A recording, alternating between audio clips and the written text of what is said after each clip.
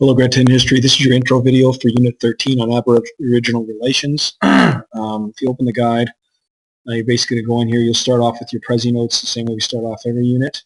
They're all right here as usual. Basically, Aboriginal relations in Canada started from the beginning of Canada. Aboriginal peoples are the peoples that inhabited a certain place before Europeans or explorers got to that place.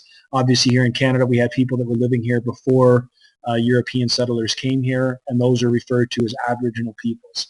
And their descendants are still here today. They're still represented in our culture, and they live in our country.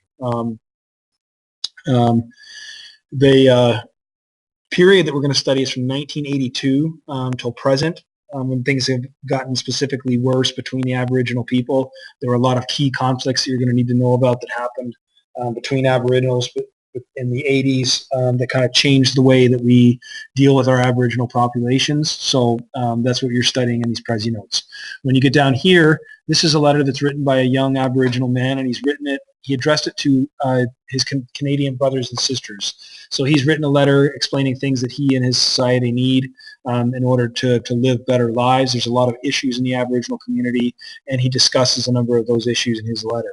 What you're going to do is you're going to identify two of those issues, and you're going to write him a letter back, and you're going to provide some ideas about how you think that the Canadian government or that the Canadian people can help the Aboriginal community based on what he said. So I want you to use direct examples from the letter that he wrote and your letter that you're responding back to him. Your letter back to him is going to be addressed to him. His name is right down here. It is Mr. Jasper Snagit.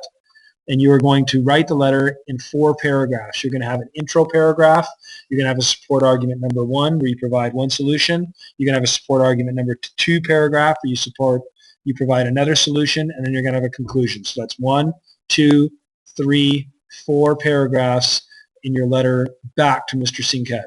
And remember, you have to reference at least 2 examples from his letter to provide background into your ideas. Okay? This is the marking scheme for that letter. When you're done, you'll do your Instagram, Pinterest assignment, same as usual, 1 image, 3 comments. And then that's the entire unit. Let me know if you have any questions.